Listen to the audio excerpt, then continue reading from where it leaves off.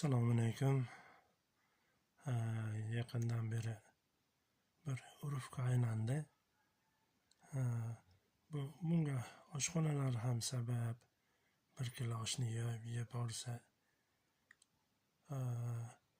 pul to'lamaydi, boshqa deb oshxonalarni reklama qilish maqsadida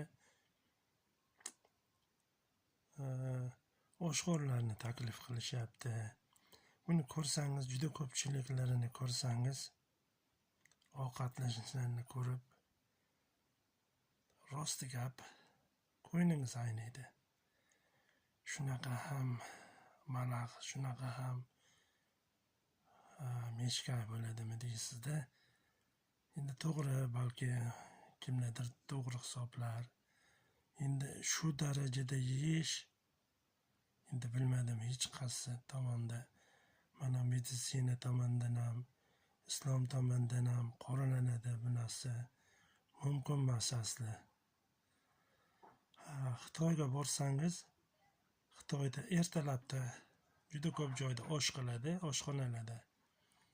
Osh, go'shtli non, kechki payt hech qayerdan topolmaysiz, puliga ham topolmaysiz oshni. Bular oshni kechki payt yeyish ziyonligini biladi hammasi. Shuni orqasidan juda ko'pchilik mana shu bolalar hozir mashq ketishda bo'lsa hech qanchaga bormaydi, ko'rasizlar. Bu ovqat blogerlar deydi. Xitoyda ham bor edi bunaqa blogerlar. Juda ko'pchilik ayollar oldiniga juda qattiq semirib ketdi. Keyin hech qanchaga bormasdan shular o'ldi.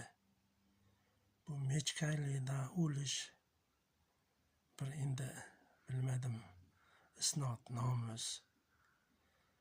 Amerikada buterbrod yeyish bo'yicha, boshqa bo'yicha juda ko'pchilik narsani yeyish bo'yicha musobaqalar o'tkaziladi.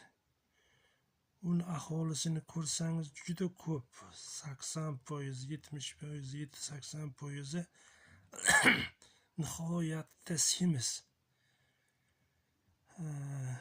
Bu endi islomiy blog emas bizniki, yo'q, endi gapirib qo'yamiz. Payg'ambarimiz sollallohu alayhi vasallam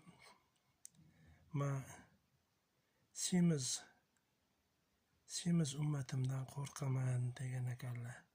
Shu ma'noda endi so'zimiz o'ziga keltira olmadik. Ibodatga ham qiynaladigan bo'lib qoladi. Shunaqa.